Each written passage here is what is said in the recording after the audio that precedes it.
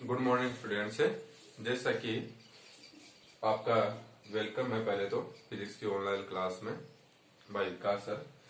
इसके अंदर अपन ने जो चैप्टर अपने इलेक्ट्रोस्टैटिक्स स्थिर विद्युतिकी में जो स्टार्ट कर रखा था, उसके जो प्रीवियस टॉपिक में मैंने आपको बता दिया था कि आवेश क्या होता है, किस प्रकार आप किसी बॉडी को आवेशित कर सकते हो। तो एक ही तरीका होता है, इलेक्ट्रॉन या तो उससे ग्रहण कर लो या तो कोई बॉडी आवेशित तभी हो सकती है या तो वो इलेक्ट्रॉन ग्रहण कर दे या इलेक्ट्रॉन त्याग दे। तो मैंने ये भी बता दिया था कि अगर वो आवेश दो प्रकार के होते हैं, एक तो आपका धनात्मक और दूसरा होता है ऋणात्मक। अगर कोई बॉडी कोई आवेश इलेक्ट्रॉन ग्रहण करती है तो ऋणात्मक आता है, और इलेक्ट्रॉन त्याग देती है तो कैसा आ जाता है, धनात्मक आवेश आ जाता है उसके ऊपर। अब ये आपको पता चल गया कि किसी भी बॉडी को चार्ज करने के लिए आप क्या स्टेप यूज कर सकते हो कि या तो वो इलेक्ट्रॉन ग्रहण करे या वो इलेक्ट्रॉन त्याग दे। ठीक है, तो इलेक्ट्रॉन ग्रहण करना या इलेक्ट्रॉन त्यागना, ठीक है, इसकी जो प्रोसेसिंग होती है उसको अपन कहते हैं प्रोसेसिंग ऑफ चार्जिंग। ठीक है, कि किस प्रकार आप किसी बॉडी को इलेक्ट्रॉन दे सकते हो या इलेक्ट्रॉन ग्रहण करवा सकते हो। अगर कोई इलेक्ट्रॉन ग्रहण करता है या इलेक्ट्रॉन त्यागता है तो उसके ऊपर आवेश आ जाता है। तो इसलिए मैंने इसको नाम दिया है टॉपिक को आवेशन की विधियां, कि आप किसी बॉडी को किस प्रकार चार्ज कर सकते हो। तो जो आपकी फर्स्ट जो प्रोसेस होती है वो होती है घर्षण।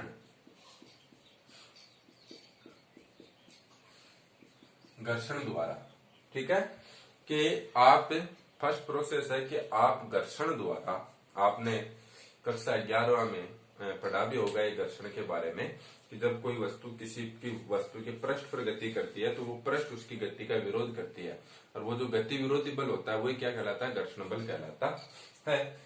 तो घर्षण द्वारा आप किसी बॉडी को चार्ज कर सकते हो। ठीक है, पहले जो आपकी प्रोसेसिंग है वो है घर्षण। इसका मतलब है कि आप घर्षण द्वारा किसी बॉडी को क्या कर सकते हो, चार्ज कर सकते हो।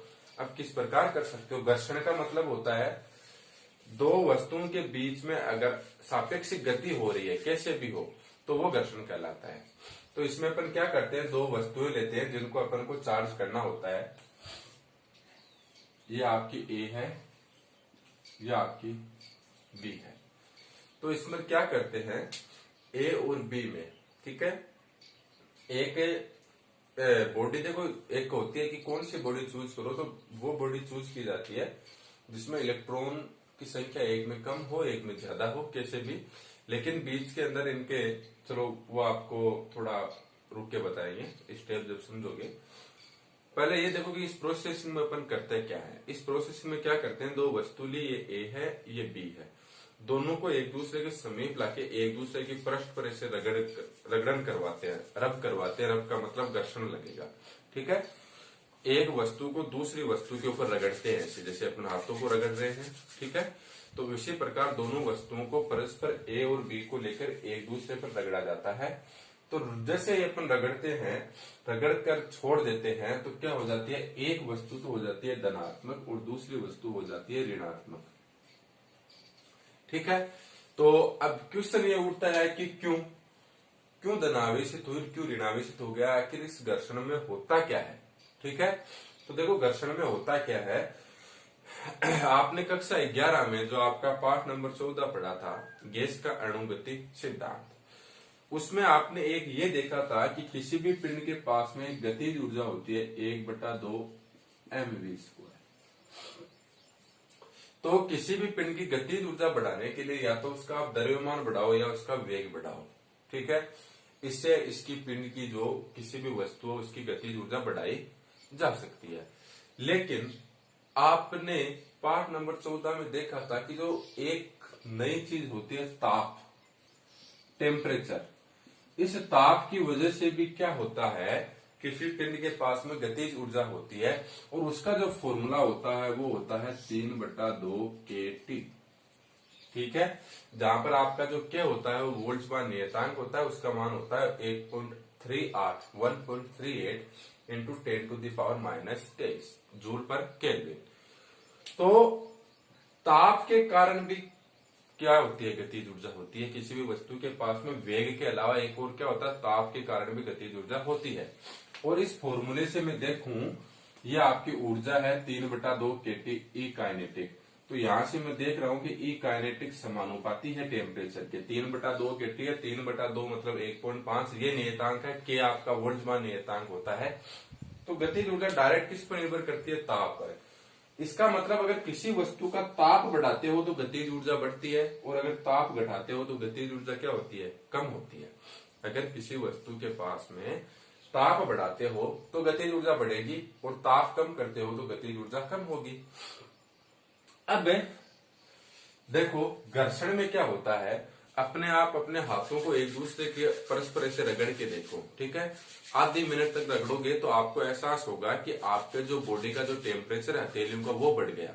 मतलब घर्षण क्या करता है, जो आप कार्य कर रहे हो, आप अपने हाथों को रगड़ रहे हो, ये कार्य तो कर ही रहे हो।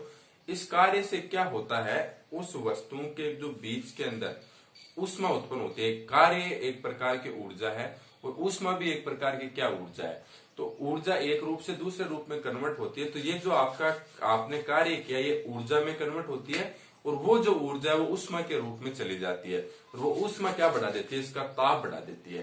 तो जब वस्तुओं को आप एक दूसरे के ऊपर रगड़ते हो तो रगड़ने से क्या बढ़ जाता है? तो रगड़ने से बढ़ता है ताप, ठीक है।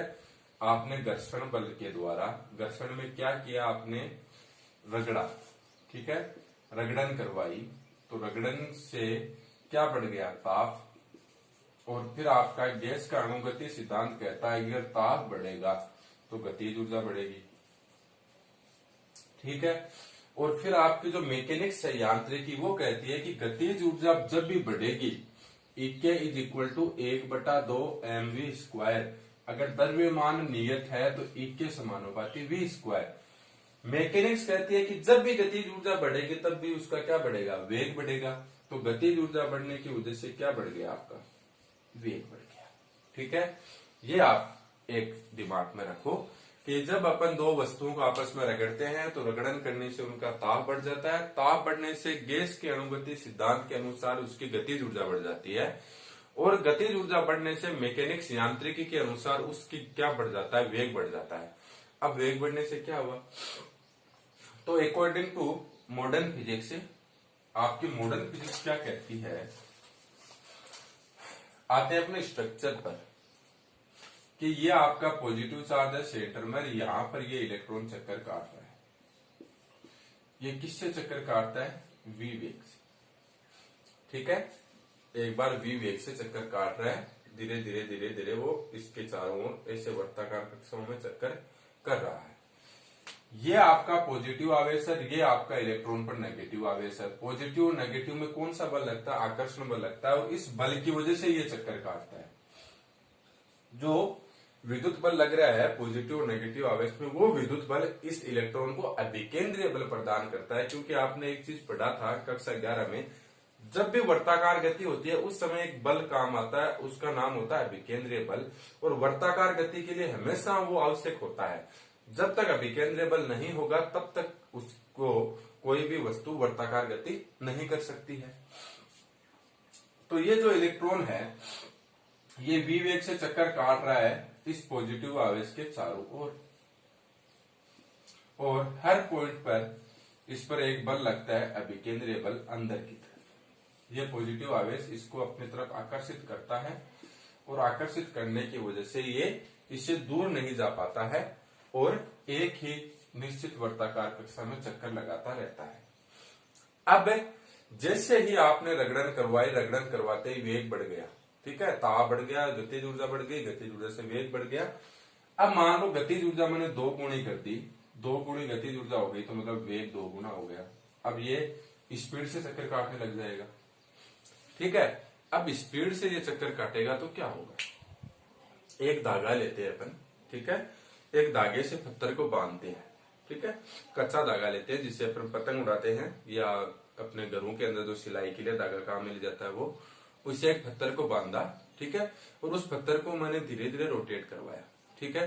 फिर मैं धीरे धीरे उसका वेग बढ़ाते गया, और धीरे धीरे वेग बढ़ाते गया, तो एक वेग ऐसा आएगा, एक टाइम पर एक वेग ऐसा आएगा जिस वेग के ऊपर वो आपका धागा टूट जाएगा, ठीक है। तो अब ये समझो कि जो आपका हैंड है वो है पॉजिटिव आवेश नाभिक, जो पत्थर बांध रखा है धागे से वो है इलेक्ट्रॉन, और इसके चारों ओर वो चक्कर काट रहा है, और जो धागा है वो है ये बल जो लग रहा है।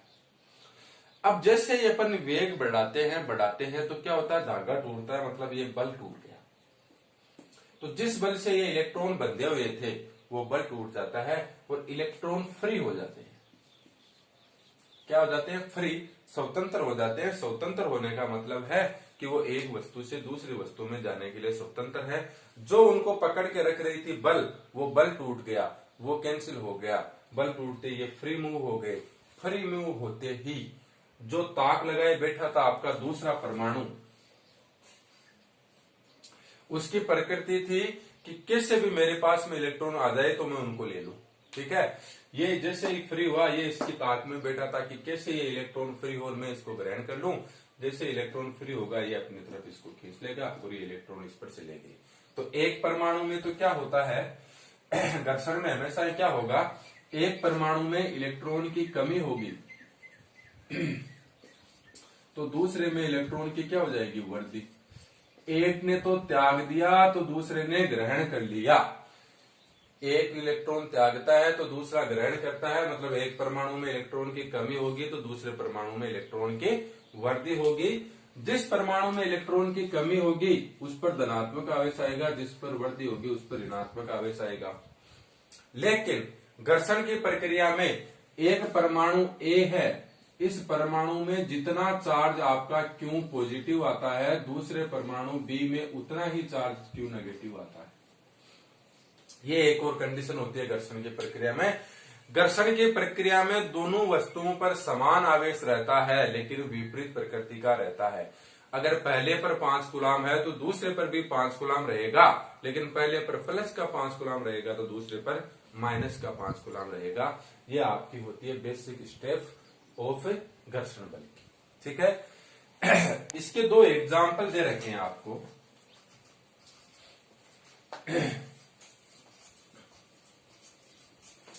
जैसे आपने 2 वस्तु ली ए और बी, वो वस्तु कौन कौन सी है तो आपके एग्जाम्पल में दे रखे हैं। फर्स्ट एग्जाम्पल है कि वस्तु ए है कांच की छड़, वस्तु बी है रेशम का कपड़ा। सेकंड एग्जाम्पल दे रखा है आपकी वस्तु ए है बिल्ली की खाल और सेकंड वस्तु है एबोनाइट की छड़। फर्स्ट तो क्या है, कांच की छड़ है और रेशम का कपड़ा है, और सेकंड एग्जाम्पल में एक बिल्ली की खाल है, दूसरी एबोनाइट की छड़ है। तो ये क्या कहता है फर्स्ट एग्जाम्पल कि जब आप एक कांच की छड़ लेकर उस कांच की छड़ को रेशम के कपड़े पर रगड़ते हैं, कांच की छड़ ली और इस कांच की छड़ को मैं रेशम के कपड़े पर रगड़ता हूं, तो कांच की छड़ तो होती है पॉजिटिव आवेश, रेशम का कपड़ा होता है नेगेटिव आवेश। इसका मतलब कांच की छड़ तो इलेक्ट्रॉन त्यागती है और रेशम का कपड़ा इलेक्ट्रॉन ग्रहण कर लेता है। ठीक है, कांच की छड़ तो क्या होती है, इलेक्ट्रॉन त्याग देती है। ठीक है, जैसे रगड़ते हैं इसकी प्रवृत्ति होती है कि वो बल क्षीण होता है, ये इलेक्ट्रॉन त्यागने की प्रवृत्ति होती है, ये इलेक्ट्रॉन त्यागती है, वो इलेक्ट्रॉन ग्रहण कर लेती है। तो कांच की छड़ पर धनात्मक आवेश आता है, रेशम के कपड़े पर ऋणात्मक आवेश आता है, लेकिन अभी है इतना ही। ठीक है, एक इसमें देखो आगे आप पढ़ोगे आवेश संरक्षण का नियम। आवेश संरक्षण का नियम, जिस प्रकार आपने ऊर्जा संरक्षण का नियम पढ़ा था उसी प्रकार क्या है आवेश संरक्षण का नियम होता है, न तो उत्पन्न न नष्ट, एक वस्तु से दूसरी वस्तु में स्थानांतरित। चलो जब वो संरक्षण का नियम बताएंगे तो इसका एप्लीकेशन वहां पर और बताएंगे। सेकंड में क्या होता है, जब बिल्ली की खाल को एबोनाइट की छड़ से रगड़ते हैं तो बिल्ली की खाल होती है पॉजिटिव, एबोनाइट की छड़ होती है नेगेटिव। मतलब बिल्ली की खाल इलेक्ट्रॉन त्यागती है तो एबोनाइट की छड़ इलेक्ट्रॉन ग्रहण कर लेती है। ये इलेक्ट्रॉन ग्रहण कर लिए, इलेक्ट्रॉनों की संख्या बढ़ गई, नेगेटिव चार्ज बढ़ गया तो ये नेगेटिव हो जाती है। बिल्ली की खाल इलेक्ट्रॉन त्याग देती है तो त्यागने से उसके पास में नेगेटिव चार्ज की कमी हो गई तो इसलिए वो पॉजिटिव हो जाती है। तो ये आपके 2 एग्जाम्पल दे रखे हैं, कांच की छड़ का, रेशम के कपड़े का, बिल्ली की खाल और एबोनाइट की छड़ का। ठीक है, घर्षण की प्रक्रिया में देखो 2 चीज याद रखने की होती है, दोनों वस्तुओं पर समान आवेश आएगा, परिमाण समान रहेगा। पहले का 5 तो दूसरे पर भी 5, अगर पहले पर 10 तो दूसरे पर भी 10। लेकिन दोनों पर विपरीत प्रकृति का आएगा, एक पर धनात्मक तो दूसरे पर ऋणात्मक। ये तो आपकी होती है फर्स्ट प्रोसेस, घर्षण बल। अब आपकी जो दूसरी स्टेप है वो है संपर्क बल। क्या है? संपर्क द्वारा।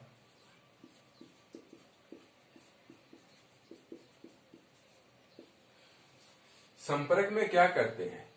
घर्षण में तो अपन ने क्या किया कि दोनों वस्तुओं को एक दूसरे के ऊपर रगड़ा, ठीक है। रगड़ने के कारण वस्तुओं के ऊपर आवेश आया। और ये जो सेकंड है संपर्क द्वारा, इसमें आप क्या करते हैं? दोनों वस्तुओं को एक दूसरे से संपर्क करवाते हैं। क्या करवाते हैं? केवल संपर्क। यहां पर जो वस्तुएं थी वो मान लो जिद्दी थी, इतने आसानी से इलेक्ट्रॉन नहीं त्याग रही थी। उनके ऊपर जब आप कार्य कर रहे थे, रगड़ रहे थे, तब वो त्याग रही थी। ये जो है ये इजी है, ठीक है। इतनी इजी इलेक्ट्रॉन दे देती है, या इसकी किसी की इतनी ज्यादा इलेक्ट्रॉन त्यागने की प्रवृत्ति होती है, दूसरे की इतनी ज्यादा इलेक्ट्रॉन ग्रहण करने की प्रवृत्ति होती है कि वो एक दूसरे को जैसे स्पर्श करवाया, स्पर्श करवाते ही वो हो गई। तो इसको संपर्क को अपन नाम दे भी सकते हैं स्पर्श। आपको केवल बॉडी को क्या करवाना है? टच करवाना है, स्पर्श करवाना है, उससे आप पर क्या आ जाएगा? आवेश आ जाएगा। होता क्या है? एक बॉडी है ए, इस पर मान लो कि पॉजिटिव चार्ज है, ये इसने इलेक्ट्रॉन त्याग रखे हैं, और उसके पास में कौन सा चार्ज बाकी रह गया है? पॉजिटिव रह गया है। दूसरी वस्तु है वो निरावेशित है, number of electrons is equal to number of protons. कोई तो उसके पास में इलेक्ट्रॉन नेगेटिव चार्ज नहीं है, कोई भी उसके पास में पॉजिटिव चार्ज नहीं है। अब ये क्या करता है? ये जो पॉजिटिव चार्ज है, ठीक है, यहां पर भी पॉजिटिव, यहां पर भी पॉजिटिव, प्रत्येक पॉजिटिव के बीच में कौन सा बल लगता है? प्रतिकर्षण। वस्तु का आकार है इतना सा, इसमें बहुत सारे पॉजिटिव आवेश पड़े हैं, तो क्या करते हैं? ये पॉजिटिव आवेश पर प्रतिकर्षण बल लगता है और ये एक दूसरे से दूर जाने की कोशिश करते हैं। कौन सा लग रहा है? प्रतिकर्षण बल। लेकिन जब तक अपन इस बी को स्पर्श नहीं करवाते, ये इससे बाहर नहीं जा पाते हैं, ठीक है, क्योंकि इसकी जो पृष्ठ है वो मान लो कि पृष्ठ तनाव बल लग रहा है, इसके बाहर नहीं जा पाएंगे ये, ठीक है। लेकिन जैसे ही आप इस बी बॉडी को इसके स्पर्श में लाते हो, इससे टच करवा देते हो, तो क्या होता है? ए में से कुछ पॉजिटिव चार्ज स्वयं के प्रतिकर्षण बल के कारण, समान आवेश पर प्रतिकर्षण बल लगता है, तो स्वयं के प्रतिकर्षण बल के कारण कुछ पॉजिटिव आवेश यहां चला जाता है। फिर अपन ने क्या किया? टच करवाने के बाद में वापस दोनों को दूर कर दिया, तो बी जो आपके पहले अनावेशित थी, number of proton number of electron बराबर थे, कोई चार्ज नहीं था परिणामी, अब इसके पास में परिणामी चार्ज आ गया। लेकिन स्पर्श द्वारा केवल एक प्रकृति का ही आवेश संभव है, एक प्रकृति का आवेश संभव है। अगर आपकी जो चार्ज है ए, अगर ये पॉजिटिव है तो आपकी बी पॉजिटिव ही होगी, अगर ए आपकी नेगेटिव है तो बी आपकी नेगेटिव ही होगी। डिपेंड करता है कि दूसरी बॉडी पर चार्ज कैसा है, ठीक है। अगर पॉजिटिव है तो वो पॉजिटिव होगी, नेगेटिव है तो वो नेगेटिव होगी। फर्स्ट कंडीशन तो ये होती है स्पर्श की, ठीक है। क्या होता है कि जो बॉडी जिस प्रकार की है उस पर चार्ज भी उसी प्रकार का आएगा, पॉजिटिव है तो पॉजिटिव आएगा, नेगेटिव है तो नेगेटिव आएगा। लास्ट के अंदर एक और होती है, जब आपने स्पर्श की प्रक्रिया प्रारंभ कर दी और स्पर्श की प्रक्रिया हो गई, फिर आपने दूर कर दिया, तो जब आप ए और बी को दूर कर देते हो तो Q A is equal to Q B होता है, ठीक है। दोनों पर आवेश क्या हो जाता है? बराबर बराबर हो जाता है। तो आपको ये बराबर बराबर आवेश निकालना कैसे है? मान लेते हैं पहले ए बॉडी पर चार्ज था क्यू ए, बी बॉडी पर चार्ज था क्यू बी, ठीक है। तो दोनों के पास में टोटल चार्ज कितना था? पहले क्यू ए प्लस का क्यू बी। अब मैंने दोनों को स्पर्श करवाया, स्पर्श करवा के दूर ले गया, तो ए जो बॉडी है उस पर चार्ज रहेगा, आधा आधा बढ़ जाएगा, Q A plus Q B बटा 2, और बी के पास में भी क्या रहेगा? Q A plus Q B बटा 2। दोनों को जोड़ दो तो टोटल वापस क्या आ गया? Q A plus Q B. तो इस प्रकार दोनों पर समान आवेश वितरित हो जाता है, समान परिमाण का। दोनों का जो मैग्नीट्यूड रहेगा लास्ट के अंदर, मैग्नीट्यूड परिमाण वो क्या रहेगा, समान रहेगा। जैसे अगर मैं कहूं कि एक वस्तु के पास में 10 कूलाम का आवेश है, बी वस्तु के पास में -4 कूलाम का आवेश है। कूलाम होता है आवेश का मात्रक, वो अपन आगे बताएंगे। या आपकी ए वस्तु है, ये बी वस्तु है। मैं ये कह रहा हूं कि ए के पास में प्लस का 10 कूलाम आवेश है, बी के पास में -4 कूलाम आवेश है। दोनों को मैंने एक दूसरे से स्पर्श करवाया, स्पर्श करवाने के बाद में अलग कर दिया। तो अब बताओ अलग करने के बाद में ए और बी के ऊपर कितना चार्ज रहा। तो फर्स्ट आपको दिमाग में यह होना चाहिए कि स्पर्श करवाया है, मतलब लास्ट के अंदर दोनों पर चार्ज क्या रहेगा, बराबर बराबर रहेगा। वो बराबर बराबर कैसे निकालते हो, तो पहले दोनों को जोड़ दो। कितना जोड़ा, 10 और 4 को जोड़ा, लेकिन एक प्लस का है तो दूसरे माइनस का है, तो चिन्ह समेत जोड़ो। ठीक है, तो 10 - 4 दोनों को जोड़ा, तो एक 10 में से 4 गए, कितने बच गए, 6। अब ये जो 6 आवेश था टोटल, दोनों के पास में टोटल निकालो कितना था। पहले पर 10 प्लस का था, दूसरे पर माइनस का 4 था, दोनों को जोड़ा तो दोनों पर परिणामी आवेश कितना आ गया, 6। ये 6 दोनों पर आधा आधा बढ़ जाएगा, तो 6 में 2 का भाग दो, कितना आ गया, 3। तो लास्ट के अंदर दोनों पर 3 कूलाम का आवेश रह जाएगा। इस प्रकार आप निकाल सकते हो। ठीक है, तो घर्षण में तो क्या करते हैं, रगड़ते हैं तो एक पर धनात्मक आता है तो दूसरे पर ऋणात्मक आता है। संपर्क में जब दोनों को स्पर्श करवाते हैं तो लास्ट में दोनों वस्तुओं पर समान प्रकृति का ही आवेश रहेगा। दोनों पर पॉजिटिव है तो पॉजिटिव रहेगा, नेगेटिव है तो नेगेटिव रहेगा। वो डिपेंड करता है ए के ऊपर कि ए के ऊपर चार्ज कैसा है। ठीक है, हाँ बी पर भी है, देखो -4 डिपेंड कर रहा है। ठीक है, तो लेकिन लास्ट के अंदर दोनों पर जो समान आवेश रहना है वो चिन्ह समान रहेगा। लास्ट में तो दोनों पर धनात्मक रहेगा, दोनों पर ऋणात्मक रहेगा। पहले चाहे पहले पर पॉजिटिव है, दूसरे पर नेगेटिव है, उससे कोई फर्क नहीं पड़ेगा। लास्ट में दोनों पर समान प्रकृति का आवेश रहेगा। तो ये आपकी विधि होती है संपर्क द्वारा। ठीक है, तो 2 विधियां आप पढ़ चुके हो, एक तो घर्षण द्वारा, एक संपर्क द्वारा। तीसरी जो आपकी विधि है उसको नाम दिया गया है प्रेरण। क्या नाम दिया गया है, प्रेरण द्वारा। तीसरी विधि है प्रेरण द्वारा, कि आप किसी भी वस्तु को प्रेरण द्वारा आवेशित कर सकते हो। ये विधि अपन आज नहीं पढ़ेंगे, ये विधि अपन पढ़ेंगे कल। ठीक है, तो 3 विधियां होती है, घर्षण, संपर्क और प्रेरण। 2 विधि में आपको बता चुका हूं, घर्षण द्वारा, संपर्क द्वारा। अब प्रेरण क्या होता है, ठीक है, ये प्रेरण अपन कल पढ़ेंगे। ठीक है, तो ये आपके आज के लिए इतना ही, यही अपन वीडियो को विराम करते हैं। तो good luck students, have a nice day, good luck.